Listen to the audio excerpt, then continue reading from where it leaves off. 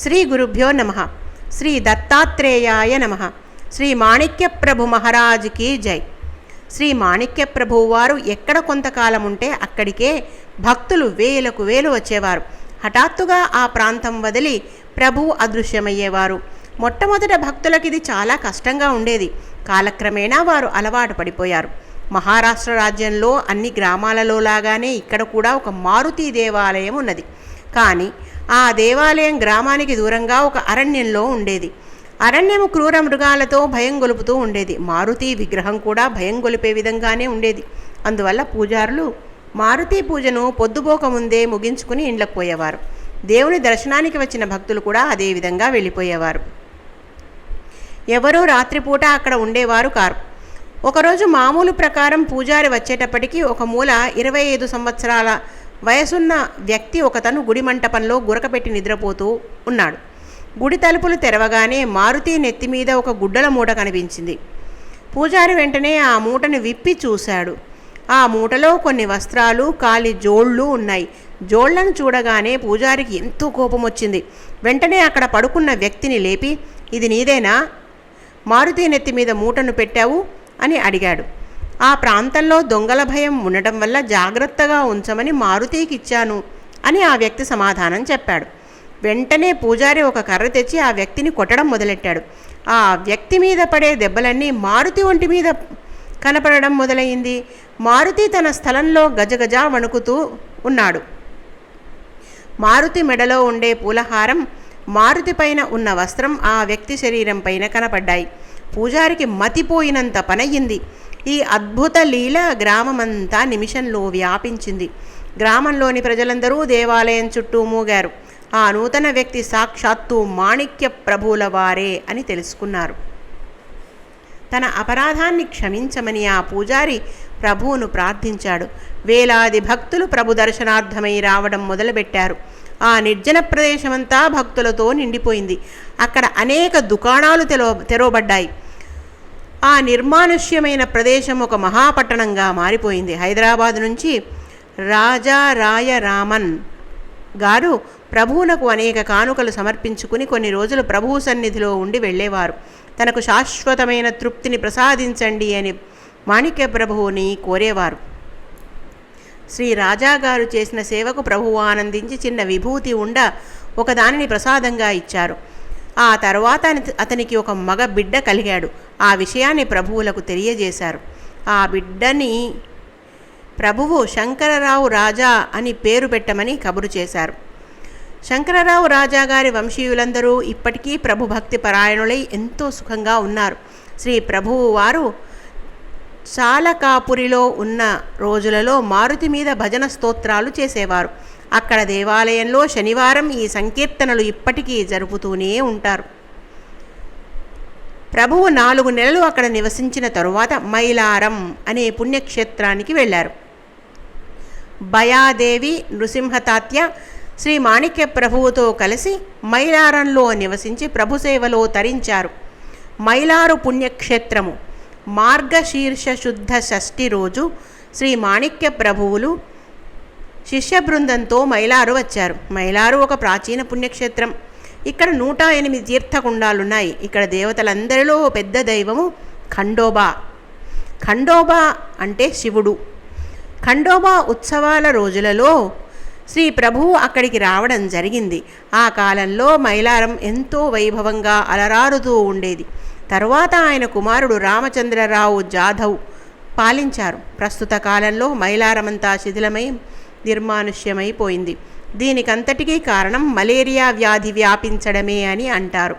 ఖండోబా ఉత్సవము శ్రీ ప్రభువుల రాక ఒకే రోజున జరగడం వల్ల భక్తులందరూ అక్కడకు రావడం జరిగింది. వచ్చిన వారందరికీ ఉత్సవాలను చూడడం, ప్రభు దర్శనం రెండూ లభించేవి. శ్రీ మాణిక్య ప్రభువు ఖండోబాను పూజించి ఎంతో విలువైన కానుకలు సమర్పించారు. ప్రభువు సన్నిధిలో భక్తులు కొంతకాలం ఉండి వారి ఆశీస్సులు పొంది తీర్థప్రసాదాలు తీసుకుని వెళ్ళేవారు. 25 సంవత్సరాల వయసు కలిగి ఒంటి నిండా నగలు ధరించిన ఒక వైశ్య వితంతువు ప్రభువు దర్శనార్థం వచ్చేది. ఆమె ఒక మూల నిలబడి రెప్ప వేయకుండా మాణిక్య ప్రభువు గారి వైపే చూస్తూ ఉంది. మాణిక్య ప్రభువు యొక్క తేజస్సును చూసి ఆమె భక్తి పారవస్యంలో మునిగిపోయింది. చాలామంది భక్తులు ప్రభువు నుండి ప్రసాదం తీసుకుని వెళుతున్నారు. అయినా ఆమె ప్రభువు వద్దకు వెళ్ళి ప్రసాదం తీసుకోకుండా అక్కడే నిలబడి ఉంది. నీవెందుకు ఇక్కడే నిలబడి ఉండిపోయావు, వెళ్ళి ప్రసాదం తీసుకోమని అక్కడి వారు ఆమెతో చెప్పారు. ఆమె తన్మయత్వం నుండి తేరుకుని ప్రభువు వద్దకు వచ్చి ప్రసాదం తీసుకున్నది. కానీ ఆమె ప్రభువును వదిలి వెళ్ళడానికి ఏమాత్రం ఇష్టపడలేదు. ఆమె మనస్సంతా గురు చరణాల వద్ద మాత్రమే నిమగ్నమైపోయింది. ఇంటికి వెళ్లకుండా ఆమె అక్కడే ఉండిపోయింది. ఆ చుట్టుపక్కల 2-3 రోజులు గడిపి మరలా తిరిగి ప్రభువు వద్దకు వచ్చేది. ప్రభువు ప్రసాదానికి ఎన్నిసార్లు వస్తుంది అని శిష్యగణం అనుకునేవారు. ప్రభువు కూడా ఆమెతో ప్రసాదం తీసుకువెళ్ళమని చెప్పినా వెళ్ళక అక్కడే ఉంది. మీ చరణాలు వదిలి నేను ఎక్కడికి వెళ్ళలేనని చెప్పింది. అప్పుడు ప్రభువు, నేనా బైరాగిని, నాకే ఆస్తిపాస్తులు లేవు, ఉండేందుకు ఇల్లు వాకిల్ లేదు, నాతో వస్తే అనేక కష్టాలు వస్తాయి, నీ శరీరమంతా విభూతి పూసుకోవాలని చెప్పారు. ఆమె భక్తి అచంచలమైనది, ఆమె ప్రేమ నిష్కల్మషమైనది. ఆమెకు ప్రభువు యొక్క చరణాలు తప్ప యావత్ ప్రపంచము తృణప్రాయంగా అంటే గడ్డిపోచగా తోచింది. ఎన్ని కష్టాలైనా ఓర్చుకుంటాను ప్రభు సాన్నిధ్యము వదిలి వేరే చోటికి వెళ్ళలేనని ఆమె దృఢంగా చెప్పింది. ఇంకా ఆమె ఇలా చెప్పింది, నా స్వగ్రామమేదో నాకు తెలియదు, ఇక నాకు ప్రభు చరణాలే నాకు సర్వ ప్రపంచము అన్నది. అప్పుడు ప్రభువు, నీవు మా వెంట రావాలనుకుంటే నీ శరీరం పైన నగలుండరాదు, నీ ఇష్టం వచ్చిన వారికి ఆ నగలు ఇచ్చివేయి అన్నారు. ఆమె వెంటనే నగలను ప్రభువు పాదాల వద్ద పెట్టి తమకిష్టం వచ్చినట్లు బీదలకు పంచిపెట్టమని ప్రభువును కోరింది. ప్రభువు అంగీకరించి ఆమెను ప్రభువు తల్లి దగ్గరకు తీసుకుని వెళ్ళమని అక్కడి వారితో చెప్పారు. ఈమె ప్రభుభక్తికి ఆ తల్లి భయాదేవి ఎంతో సంతోషించింది. ఒకరోజు ఈ భక్తురాలు స్నానం చేస్తోంది. ఆమెను ఉన్న పళంగా ప్రభువు ఎదురుగా రమ్మని ఆజ్ఞాపించారు. సిగ్గు, భయము, శరీర అభిమానము అప్పటికే జయించిన ఆమె స్వామి ఆజ్ఞను పరిపాలించింది. విగత వస్త్రయై ఆమె సభలోనికి ప్రభువు ముందుకు వచ్చి నిలబడింది.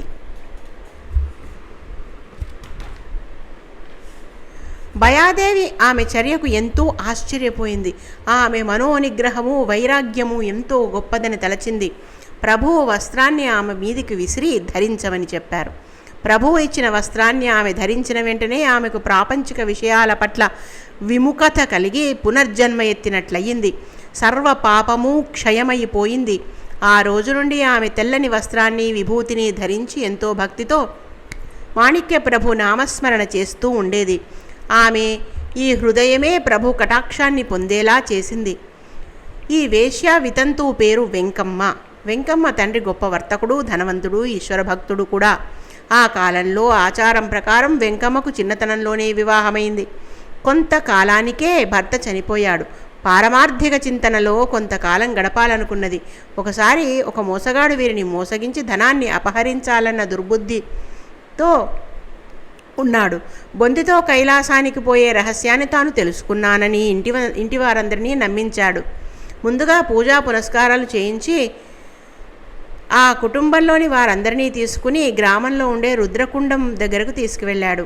అందరినీ అందులో దూకమని, అప్పుడు అందరూ కైలాసానికి పోతారని చెప్పాడు. అతని మాటలు నమ్మి అందరూ దూకారు. అందరూ చనిపోయారు. చావు బతుకులలో ఉన్న ఆమెను ఒక వ్యక్తి వచ్చి కాపాడాడు. నన్ను రక్షించిన ఆ వ్యక్తి యొక్క రూపం కొద్దిగా ఆమెకు గుర్తుంది. అతను రక్షించగా బయటపడిన తర్వాత గతం సంగతి మర్చిపోయింది. ఏం జరిగిందో ఆమెకు తెలీదు. తన పుట్టుక, తల్లిదండ్రులు, స్వగ్రామము పూర్తిగా మరచిపోయింది. చివరకు ప్రభువు దర్శనమయ్యేంత వరకు దేశమంతటా పిచ్చిదానిలా తిరుగుతూనే ఉంది. ప్రభువు దర్శనం కాగానే తనను రక్షించిన వ్యక్తి ఈయనేనని గుర్తుకు వచ్చి తాను పోగొట్టుకున్న ధనం అంటే మామూలు ధనం కాదు, ఆధ్యాత్మిక ధనం అంటే జ్ఞానం మరలా తిరిగి లభించిందని ఎంతో ఆనందించింది. ప్రభువు తనకు ఈ జన్మకు ముక్తి ప్రసాదించారని ఆమె దృఢంగా నమ్మింది. చాలా కాలం మైలారంలో ఉన్న తరువాత శ్రీ ప్రభువు ఆ గ్రామం వదిలి వెళ్ళదలచి అందరినీ పిలిచి ప్రసాదమిచ్చారు. తన తల్లి, తమ్ముణ్ణి కళ్యాణికి పంపించి వేశారు. దృఢచిత్తంతో ఉండే కొద్దిమంది శిష్యులు మాత్రం వెంటరాగా సమీపంలో ఉండే మహా అరణ్యానికి వెళ్ళారు. శ్రీ ప్రభువుల వారు మైలారులో ఉన్నప్పుడు ఖండోబా దేవుని మీద చేసిన కీర్తనలు ఇప్పటికీ మాణిక్య ప్రభువు వారి సమాధి వద్ద అందరూ పాడుతూ ఉంటారు. ఆ మైలారులో ఉండే రోజుల్లో ప్రభువు ఒకరోజు చిన్న గోతిని చేతులతో తవ్వారు. అక్కడ వెంటనే నీరు పొంగి పొరలింది. అక్కడే ఒక కుండాన్ని కూడా త్రవ్వారు. దానికి మాణిక్య కుండము అని పేరు పెట్టారు భక్తులు. భాలకి గ్రామము శంకర దేవాలయము. ఒకసారి ప్రభువు భాలకి గ్రామం ప్రవేశించారు. మరాఠీ రాజు ఒక సైన్యాధిపతి అయిన చంద్రసేన జాధవ్ ఇచ్చిన జాగీరికి ముఖ్యపట్టణం. భాలకి శంకర దేవాలయంలో శ్రీ ప్రభువుల వారు కొంతకాలం మౌనంగా ఉన్నారు. ఆ దేవాలయ పూజారి అరుణప్పకు అతనికి తీవ్రమైన జబ్బు చేసింది. ఆ బాధ భరించలేక త్వరలో తన ప్రాణాలను తీసుకుపోమని ఆ భగవంతుని ప్రార్థించారు. ప్రభుతో తనకు మృత్యువును ప్రసాదించమని వేడుకునేవాడు. అప్పుడు నీవు చనిపోతే శంకరునికి పూజలెవరు చేస్తారు అని మాణిక్య ప్రభువు జాలి తలచి వానికి ఒక వైద్యం చెప్పారు. పెరుగు అటుకులు వేసి అందులో కొంచెం నువ్వులు కలిపి కొన్ని రోజులు తింటే నీ జబ్బు నివారణ అవుతుందని ప్రభువు చెప్పారు. ఈ మందు తింటే అరుణప్ప తప్పక చస్తాడని దగ్గరుండే వారందరూ అనుకున్నారు. ప్రభువు సలహాపై అరుణప్పకు ఎంతో నమ్మకం ఉన్నది. ప్రభువు తన యోగదండంతో అరుణప్ప గుండె మీద ఉంచి సవరించారు. 3 రోజులలో అరుణప్పకు ఎంతో స్వస్థత చేకూరింది. ప్రభువు యొక్క ఆశ్రమము ఆ గ్రామంలో స్థాపించాలని అరుణప్ప ప్రార్థించాడు. ప్రభువు అలానే చేశారు. గ్రామంలోని రెవెన్యూ ఆఫీసరు మరికొంతమంది ప్రభు శిష్యకోటిలో చేరారు. ఒకరోజు ఒక అద్భుతమే జరిగింది. ఒక బ్రాహ్మణుడు తన భార్యతోనూ 5 సంవత్సరాలు గల తన కొడుకుతోనూ కళ్యాణి నగరం పోయి ప్రభు దర్శనం చేసుకోవాలనుకున్నాడు. మార్గంలో ఉండే భాలకి గ్రామం వచ్చి చెరువుగట్ట మీద బస చేశారు. భోజనం లేక వీరందరూ 2 రోజుల నుంచి ఉపవాసం చేస్తున్నారు. పిల్లవానికి పొంగు చూపి ఎంతో బాధపడుతూ ఉన్నాడు. అక్కడికి వెళ్ళిన కొద్దిసేపట్లోనే పిల్లవాడు చనిపోయాడు. ఆ విచారంలో తల్లిదండ్రులు ఎంతో దుఃఖాన్ని అనుభవిస్తూ ఉన్నారు. ఇదంతా చూసిన ఒక శిష్యుడు ప్రభువులకి ఈ వార్త తెలిపాడు. ప్రభువు తన పరివారంతో అక్కడికి వెళ్ళారు. ప్రభువు తన అమృత హస్తాన్ని చనిపోయిన బాలుని మీద ఉంచారు. గాఢ నిద్ర నుండి లేచిన వాని వలె పిల్లవాడు లేచి కూర్చున్నాడు. తల్లిదండ్రులు అపరిమితమైన ఆనందభరితులయ్యారు. ప్రభువుకి ఎంతో కృతజ్ఞతలు తెలుపుకున్నారు. వారిని ప్రభువు మీరెక్కడికి పోతున్నారని అడిగారు. మేము మాణిక్య ప్రభువును దర్శించడానికి పోతున్నామని చెప్పారు.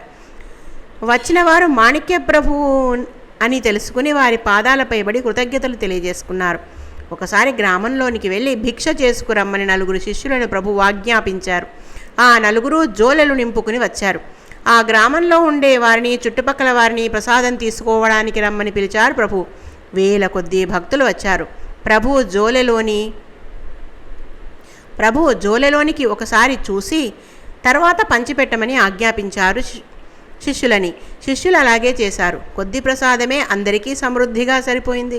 ఆ భక్తులందరూ ఆ ప్రసాదం ఇచ్చిన వారే మాణిక్య ప్రభువు అని తెలుసుకుని ఎంతో సంతోషించారు. నేను మీ కొరకే వచ్చానని ప్రభువు చెప్పారు. చనిపోయిన బాలుని బ్రతికించడం, జోలెలోని కొద్ది ప్రసాదమే సమృద్ధిగా వేల కొలది భక్తులకు పంచిపెట్టడం మొదలైన ప్రభువు యొక్క లీలలన్నీ నలుమూలలా వ్యాపించాయి. ఈ మహిమలు తెలుసుకుని ఎందరో ప్రభువు దర్శనానికి రావడం మొదలుపెట్టారు. భాలకి గ్రామము నిత్య కళ్యాణం పచ్చతోరణంగా విలసిల్లుతూ వచ్చింది. ఇక్కడ ఉండే అరణ్యంలోనే వెంకమ్మ తపస్సు చేసింది. శ్రీ మాణిక్య ప్రభు మహారాజ్కి జై. జై గురుదేవ దత్త.